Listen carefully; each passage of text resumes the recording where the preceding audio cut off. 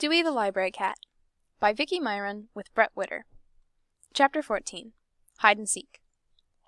Have you ever been in a library after closing? Of course not. Or at least, I hope not. Well, let me tell you. A library after closing is a lonely place. It is very quiet, and the rows of shelves create a lot of dark and creepy corners. Most of the librarians I know won't stay alone in a library after dark. But I worked at the Spencer Public Library almost every night after everyone else had gone home. And I was never scared. I was strong. I was stubborn. And most of all, I was never alone. I had Dewey.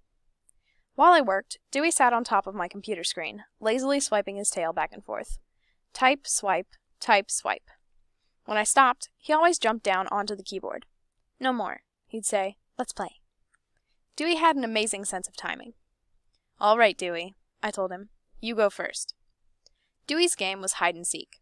So as soon as I gave the word, he would take off around the corner. Half the time, I spotted the back half of a long-haired orange cat immediately. To Dewey, hiding meant sticking your head into a bookshelf. He seemed to forget he had a tail. I wonder where Dewey is, I said out loud as I snuck up on him. Boo! I yelled when I got within a few feet, sending Dewey running. Other times, he was better hidden. I would sneak around a few shelves with no luck, then turn the corner to see him prancing toward me with that big Dewey smile. You couldn't find me. You couldn't find me. That's not fair, Dewey. You only gave me 20 seconds. Occasionally, he curled up in a tight spot and stayed put. I'd look for 5 minutes, then start calling his name. Dewey! Dewey! That dark library could get a little scary, but I always imagined Dewey hiding just a few feet away, laughing at me. All right, Dewey, that's enough. You win. Nothing. Where could that cat be?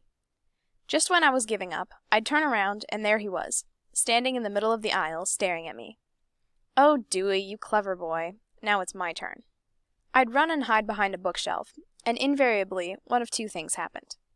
I'd get to my hiding place, turn around, and Dewey would be standing right there. He had followed me. Found you. That was easy. His other favorite thing to do was run around the other side of the shelf and beat me to my hiding spot. Oh, is this where you're thinking about hiding? Because, well, I've already figured it out. I'd laugh and pet him behind the ears. Fine, Dewey. Let's just run for a while. We'd run between the shelves, meeting at the end of the aisles, nobody quite hiding and no one really seeking.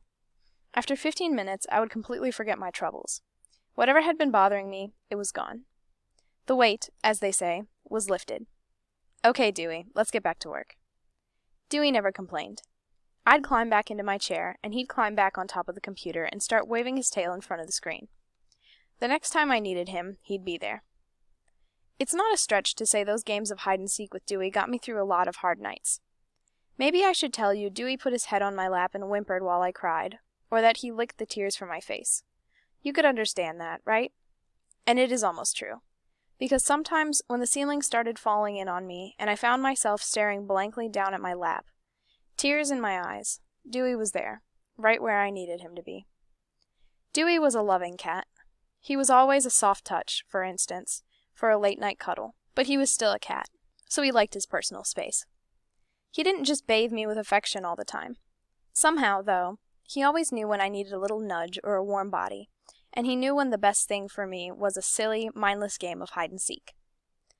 And whatever I needed, he'd give me, without thought, without wanting something in return, and without me asking. It wasn't just love. It was more than that. It was respect. It was empathy. And it went both ways.